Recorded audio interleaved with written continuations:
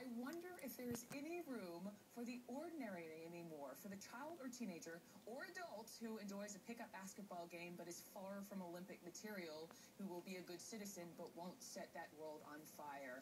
And I'm sure you remember that high school graduation speech. It went absolutely viral not too long ago. This English teacher, David McCullough Jr., told students, quote, "You're not special." Contrary to what your U9 soccer trophy suggests, your glowing 7th grade report card, despite every assurance of a certain corpulent purple dinosaur, that nice Mr. Rogers, and your batty Aunt Sylvia, no matter how often your paternal caped crusader has swooped in to save you, you are nothing special. So, is it okay to be ordinary, or should students push harder? Steve Perry is our CNN education contributor. And Steve Perry, I'm confused. What's the message here? Well, the message from us at Capital Prep is no, it's not okay to be ordinary. The expectation is you woke up to do something amazing today. So find out what that is and do it. It doesn't mean that you have to be the greatest basketball players and make the most amount of money. It doesn't mean that you have to sing the best or look the best, but you got to do something that is in you, something powerful that can maybe transform not just your life, but the lives of others. But I understand, your school, striving for success is the priority. But, then you have all these parents who are giving out the awards, who say everyone is amazing and everyone's successful and you're fabulous and you can be anything you want. Is that taking it a little too far? That's about them, though. That's about them. The parents. They're giving those awards out so that they can feel good about themselves. They're funny. Dealing with their own insecurities, and as a result of their own insecurities, they want to set the bar as low as possible. Well, folks, America is in the middle to the bottom of the pack academically. If you think that that's okay, then keep doing what you're doing. I think that we can do better. I think that we have a country full of people who are smart and capable, and the harder we push, the more we're going to get. Steve, though, is this a problem you see in the education system? I'm not saying your school, but more broadly. Don't you have this trophy participation generation that thinks that they can get a trophy just for showing up? You have books now being published about the millennial generation. They're showing up in the workplace, and they are being asked to do Xeroxes and make copies and curry things around, and they don't like it at all because they think they're more special than they are. Thanks for Absolutely. Absolutely.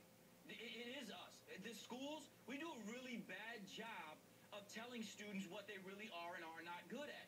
And we tend to lower the bar too much. In fact, we've been having professional development here for the past couple days, well, last week. And one of the things that we're looking at is standards-based grading to show this is what the standard is for the country.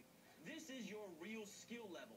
Regardless of what your mother says about you, this is what you really know how to do. So we need to work to get you up. But see, how do we at the same time, and I, for once, I actually agree with you on that point, but I know how hard that is for you, Mark. I really do. I know you set your mind to doing otherwise.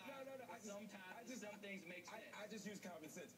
But the question is, for me, how do you keep the middle of the pack motivated? How do you keep people motivated who aren't at the high level? Because the problem is if we only teach to the top, if we only praise the top, if we only praise high achievement, then those kids who are just average may feel left out. Yeah.